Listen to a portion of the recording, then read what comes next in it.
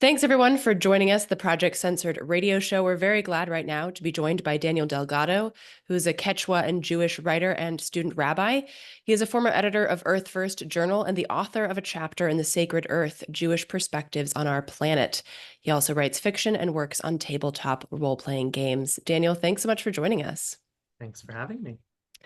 Absolutely. So, Daniel, I've invited you on today to talk about this massive elephant-sized question in the room that Jews and non-Jews alike seem to either emphatically assert or delicately avoid. That is, are Jews indigenous to the land now occupied by the ethno-state of Israel? And just to preface this conversation, I want to quote a bit from an essay that you wrote on this topic as to why you have a particularly powerful perspective here. Quote, I have worked with other indigenous peoples from North, Central, and South America on campaigns to protect our lands, our ways of life, and our planet. I have taught extensively on the topic of colonization as it exists today, including within explicitly Jewish frameworks, end quote. So with that, I want to start with the word indigenous. And having read your work, I know better than to ask you what that means, because I too agree that strict definitions belie lived realities. But I want to highlight the modernity of the term, which you do, that it's something that doesn't make sense prior to a certain time period or the action of building nation states. For instance, I'm Swedish, and the creation of the nation state of Sweden around 1000 AD necessitated the violent othering of a people, in this case, the Sami, practice that continues to this day. So I want to ask you, so like the Sami are indigenous, for instance, but the Zoroastrians, who were victims of Arab conquest of Persia in the 7th century, are not indigenous. Can you talk a little bit about this timeline aspect and how that then relates to the claims of Jewish indigeneity? Yeah, for sure. The key point here is the European colonization of the Americas beginning in 1492 is sort of recognized by historians as a major shift. And the systems that Europeans developed to colonize the Americas, right, or Abya Yala, were new.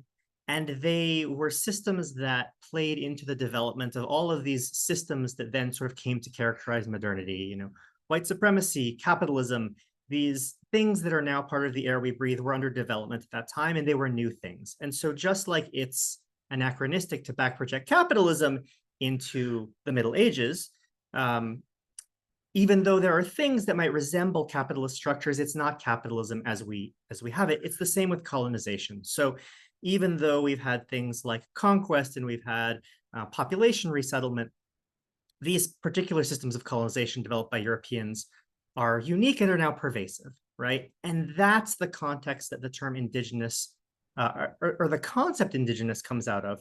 And as I sort of say in the essay, right, from the perspective of those of us from this hemisphere, right, we got called Indians.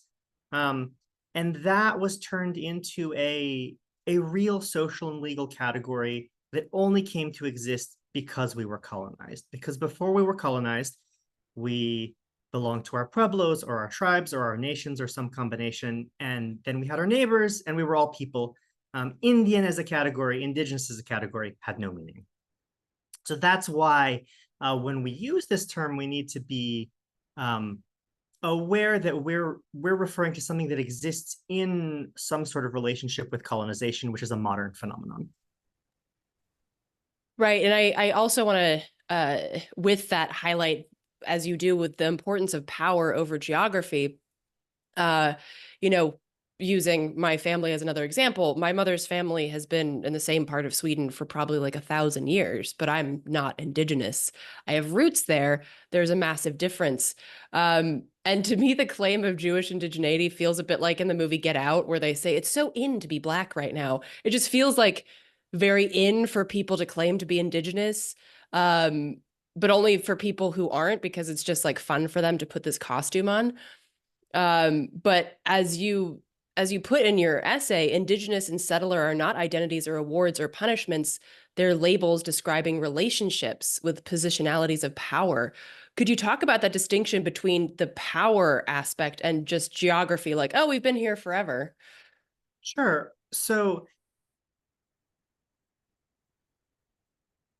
relationships are really central, right? I mean, relationships are really central in a lot of indigenous views of the world and of how we move through the world. And so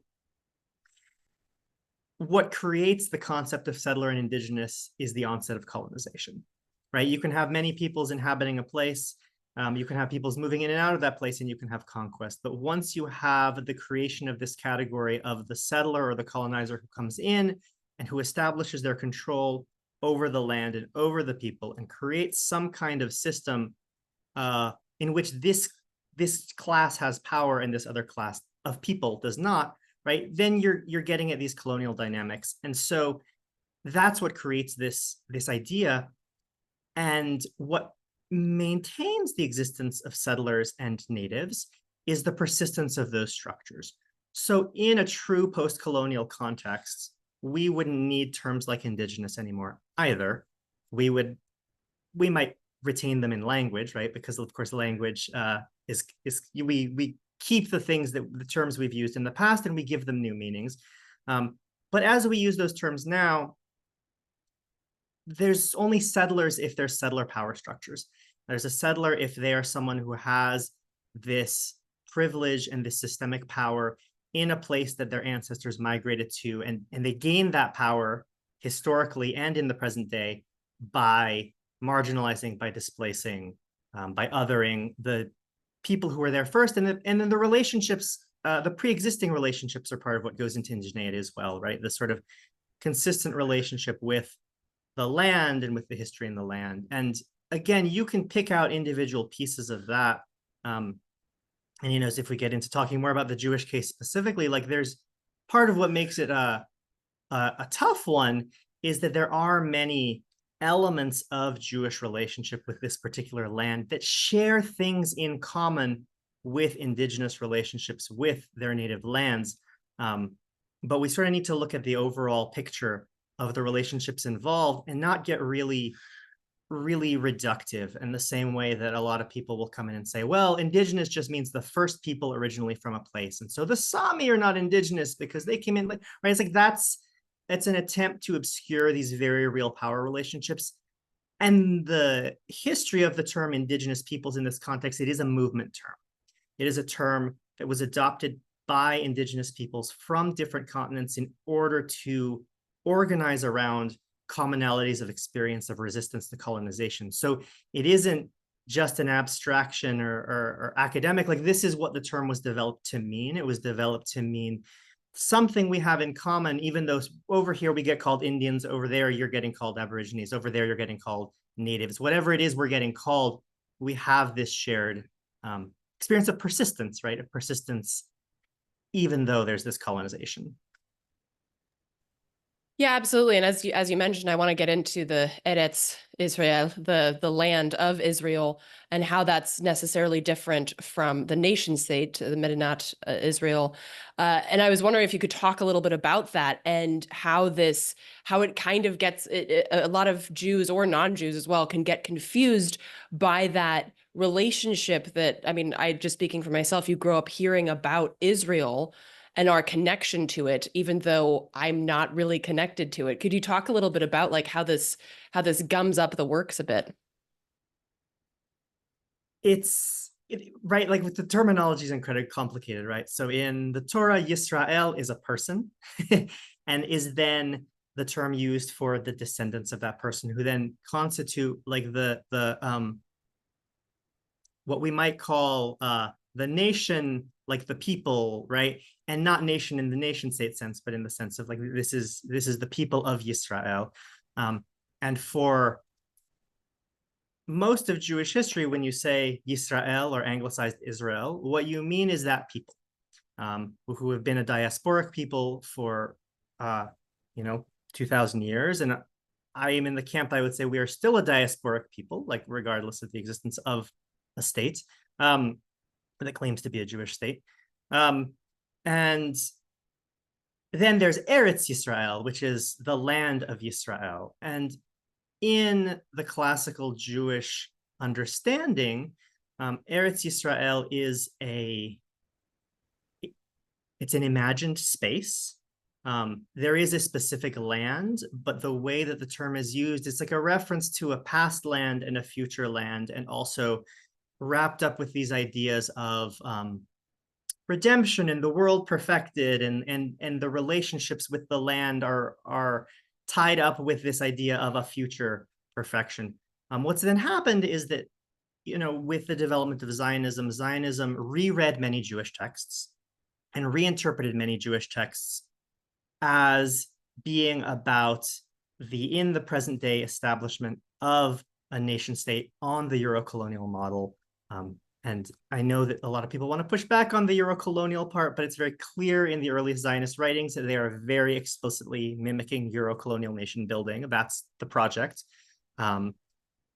And so for many Jews and many non-Jews, it's very confusing because you'll open up these texts. You'll open up the Passover Seder and it'll say next year in Jerusalem.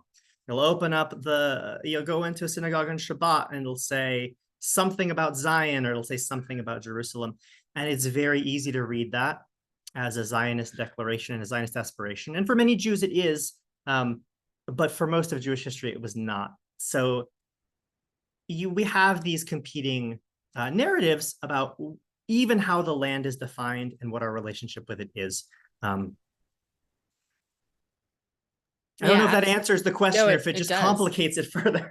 Well, and I think that's part of it, right? Is that these texts, like in Judaism, there's a saying, there are 70 faces of the Torah. There's you can interpret it. And I know that Christian and Muslim folks know this well, scholars know this well. You can interpret it in a multitude of ways. It's just that this has become a major, or a mainstream interpretation, just because Zionism has become a mainstream interpretation, because it's, as you pointed out, Euro-colonial and also very Christian. There are more Christian Zionists than there are Jews worldwide. There are about 30 million Christian Zionists in the US, and there are about 16 million Jews worldwide. And I'm not saying that to excuse Zionist Jews. I'm just saying this is a very Christian, as you pointed out, Euro-colonial paradigm and ideology. And I think that moving kind of more into this morass, I want to talk about the topic of roots as well, because as you mentioned, that we are people of the diaspora. And I think that I read years ago the book by Shlomo Sand called The Invention of the Jewish People, which I recommend that a lot of folks read. And he details with buckets of research how most of today's Jews are in fact descendants of converts from the diaspora. And I would consider myself as Sephardic and Ashkenazi as a part of that. So most of us, even if we could say that, most of us can't even make the claim that we have this ancestral, that we once lived in the land that is now Israel. And I was wondering if you could talk a little bit about this idea that the people who are Ashkenazi or Sephardic or whatever that might be those same descendants of people who never were directly linked to that land, have this deep-seated assertion that they are the people of that nation state or that modern place. I mean, so, I think that, the idea of blood as connection, you can find this concept in a lot of languages, right? But again, when we use it in the modern sense, it really often ties back into these European ideas of race. And, most societies, including Jews throughout most of history, haven't constructed belonging in that way.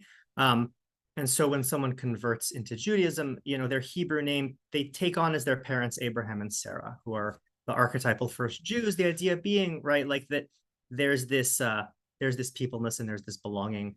And, much of what we see in a lot of modern Israeli discourse is this pivoting toward this idea of blood and belonging that's very distressing and has very fascist resonance for clear reasons. And it's a pivot away from this idea. And in the same way, right, as I was sort of saying, that the connection of the people with the land, it's like a spiritual connection.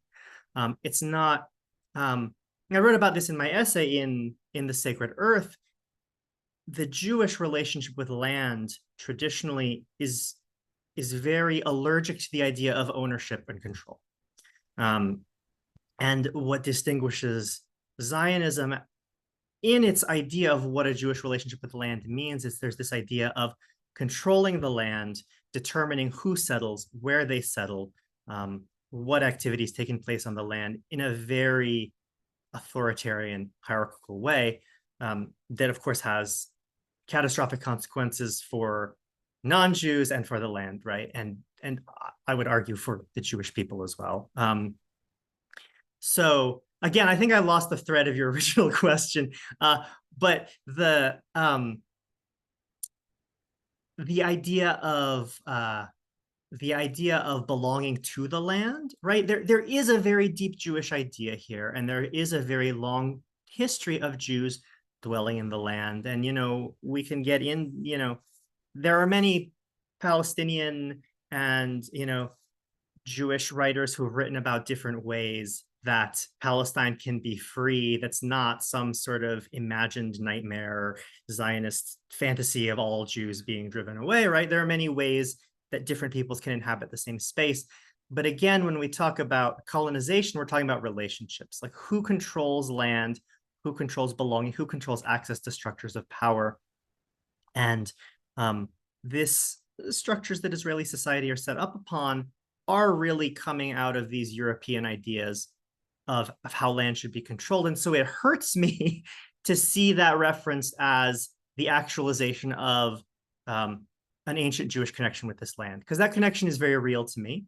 And that is never the way that the texts, I would argue, two Jews, three opinions, but I would argue the way that the texts have directed us to be in relationship with land or with others who dwell there.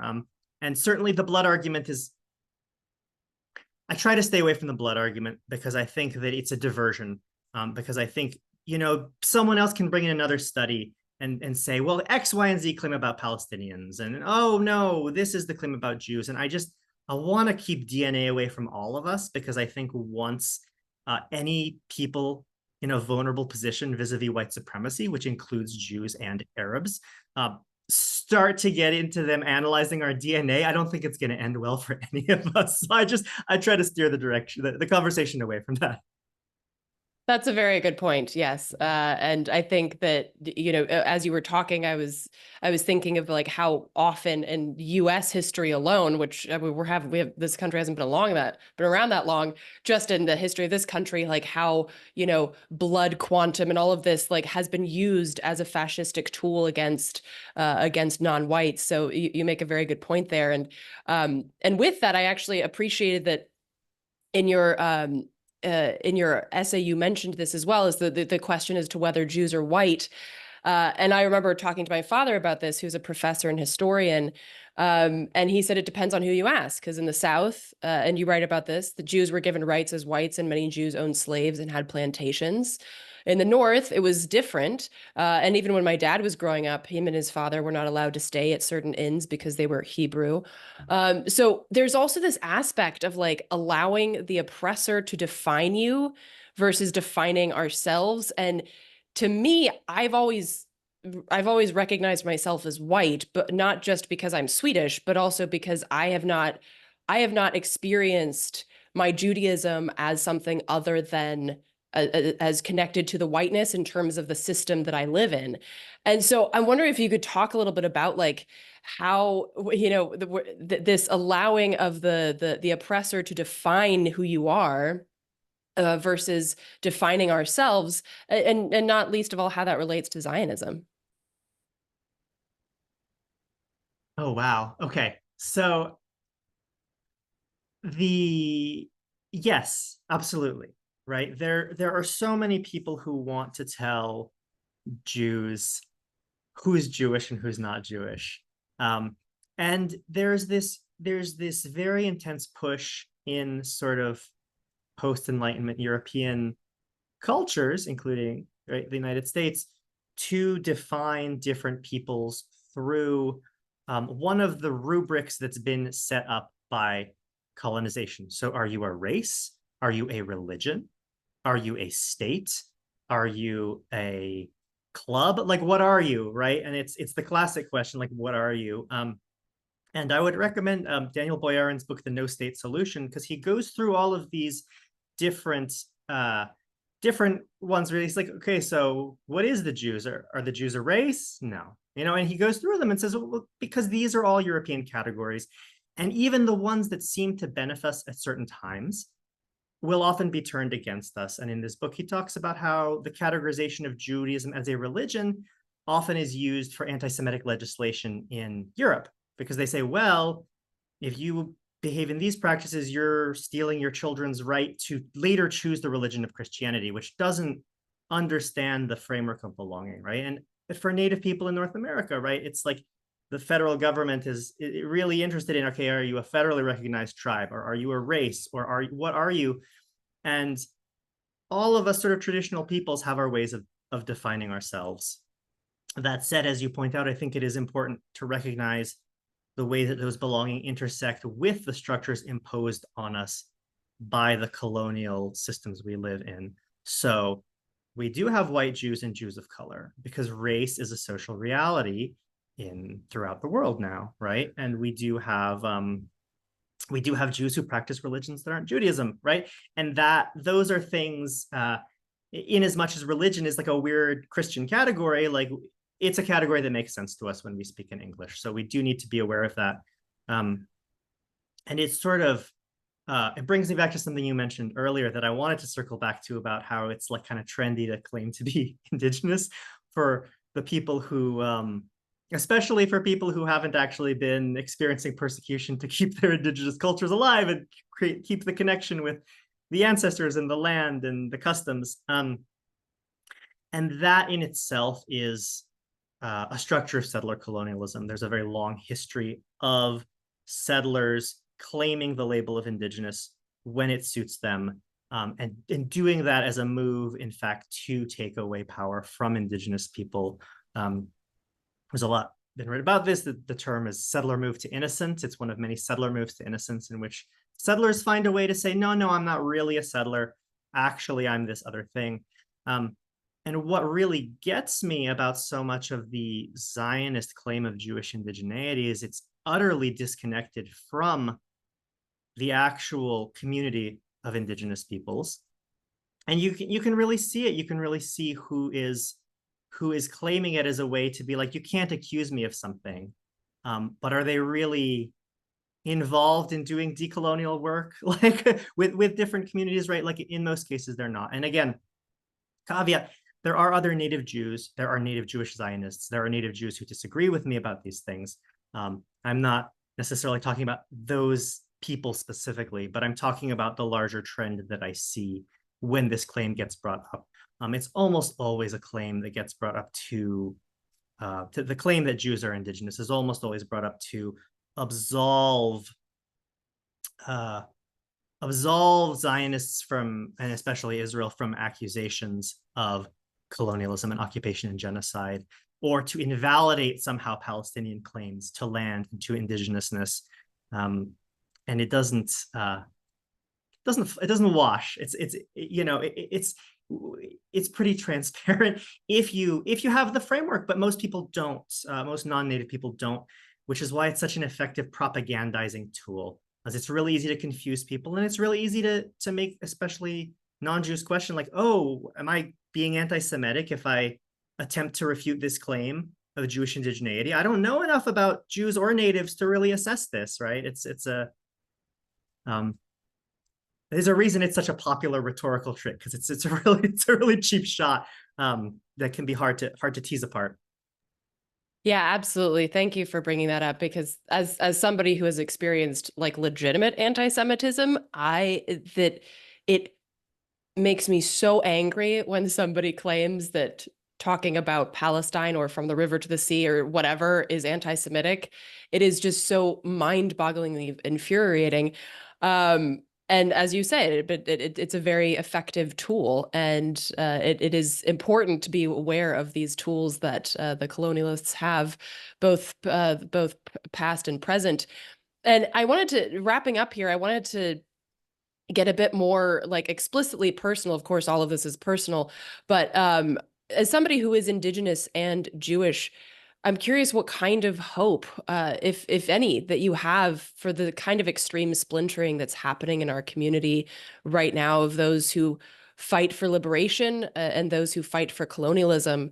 And, not least of all because it's on your shirt, but what does this vision of land back mean to you as somebody who is Indigenous and Jewish? I really firmly believe that land back is kind of the only way out of this mess that centuries of colonialism have put the entire planet in. Um, Native peoples have fought for centuries to maintain ourselves as peoples and to maintain our relationships with our land, and we still know how to take care of it. And again, I'm speaking of the collective, right? Like the collective wisdom and knowledge that we have, and we're all diverse people, and some natives support fracking, and okay, fine, but like that as collectives, and that's the difference, right? This is when we say land back, we're talking about most cases collective land stewardship under our traditional models, in which you don't have one person who says, well, this is my plot, I can do whatever I want. Like that's not our system, right? Even in the communities for the most part that have had something that might resemble family ownership, it's not ownership in the European model. And that, I think, is fundamentally a Jewish model. I think that that's a Torah model of land. I've written about this, and I think that being diasporic people for 2,000 years, many Jews experience that as a disconnection from land and from relationship with land, and there's a lot of trauma there. And Zionism was one reaction to that, to say, well, we were forcibly disconnected from being able to have relationships with land for all of this time, so we're going to be in control now. Also, being a diasporic people, I think, has given the Jewish collective a lot of wisdom and humility around how to dwell in different places without trying to be the people in charge. And there have been times when diasporic existence has had horrible oppression, and there have been periods of hundreds of years when it's gone really, really well, and we've had really great relationships with our neighbors and beautiful cultural flourishing. And so I do think that as Jews, we have that tradition, and if we can bring that orientation, I think that there's a lot that Jews can contribute to anti-colonization, decolonization movements, land back. And I think that's right. It's like the way to survival is through radical solidarity. Like the way to a better future is through understanding that when the white supremacist fascists want to put us all in the category of like Untermenschen, like then there's a real way out of that, is to bridge those gaps that they've spent hundreds of years trying to build between us and those rivalries. But it's almost the High Holy Days, and for Jews in relation to Zionism and for white Jews in relation to white supremacy, that brings a lot of need for self-reflection and the ways that Jews as individuals, as peoples, have often benefited from those structures, often looking for ways to survive. But you know what? Like Jews coming to North America looking for a place to survive have by and large integrated themselves into white supremacist systems at the expense of Black and Indigenous people. And so to really create that radical solidarity, there's some repentance needed there, and there's some owning of the things that we have done as individuals and as a collective, and not expecting to come to the table and say, Jews are oppressed and Black and brown people are oppressed, so let's just all work together. It's like, no, there's still some real power imbalances here that are in the room, and there's harms that have been done that need to be addressed, and we can work together if we're addressing those. Yeah, absolutely. I think that's a very powerful and important offering, particularly as we look at the High Holy Days and the concept of Teshuvah. Daniel, thank you so much for taking the time to sit down. Where is the best place or places for people to follow your work? I have a Twitter account that is very dormant, but it's a good place to see some. On my pinned tweet, you can find some of my more recent published work, including the essay we're talking about. And I'm more active on Blue Sky now, so if you want actual interaction, that would be the place to find me. And then there are links in both of those profiles to some of my other sort of online presence. Okay, awesome. Well, thank you so much, Daniel. Really, really appreciate you taking the time. Thank you so much.